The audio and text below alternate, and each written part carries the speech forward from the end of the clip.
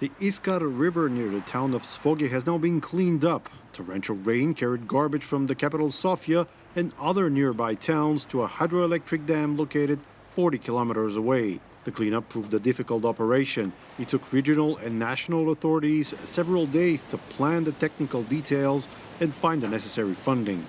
It took over a week to clean up the floating landfill here in Sofia, and it became increasingly difficult to actually pick up the trash, so cleaners had to become more inventive.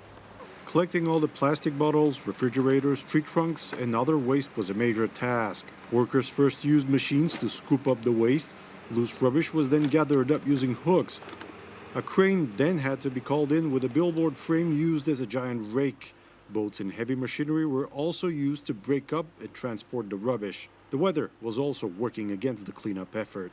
Part of this garbage started to freeze up.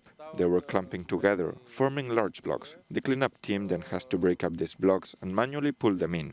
The machine can then pick everything up and load it onto a lorry. 560 tons of garbage were transported to the nearest legal landfill. Nearly 200 cubic meters of soaked wood and debris were also picked up and stored. According to local authorities, river pollution is hard to prevent, meaning there could be yet more tidal waves of garbage. Well, we can speak to Damien now. He's on the scene on the banks of the river in Bulgaria. Damien, morning to you. You mentioned in your report this was not an easy task to engineer this clean-up. What were some of the really difficult challenges? Good morning, Rosie. Well, the main challenge was really the sheer volume of garbage that had completely clogged up this hydroelectric dam that I'm standing on right now. The dam itself and the hydroelectric plant couldn't work for almost 2 weeks.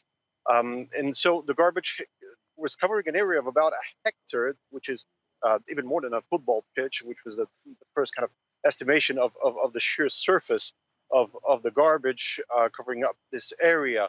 So this cleanup operation didn't come cheap either. It cost about 100,000 euros to bringing all this heavy machinery that was required to pick up the garbage and then carry it away with the lorries to a landfill. And also the weather didn't really do any favors to the cleanup crews, as everything was frozen. The temperatures reached minus 10 degrees over the past 2 weeks here. So this was also a major hurdle. And so how do they make sure we don't just see another build-up of rubbish, in a few weeks, a few months' time? Well, no one can actually guarantee that. The local authorities are saying that there's not much they can do. It is impossible to control the riverbanks and to send inspectors all along the riverbanks. So there might be another build-up forming up right now, as there is rain coming in. There's going to be snow throughout the week, so another buildup of garbage might be coming this way, as it has happened in other parts of the country throughout the last few days. There has been another surge of garbage along riverbanks, and the main issue here is really cleaning up riverbeds. The riverbed of the Iskar River right here has been cleaned up in 40 years, according to regional authorities, which in itself was another risk to flooding. So special care has to be taken to clean up riverbeds in the future, which the authorities promise is going to be on their agenda from now on.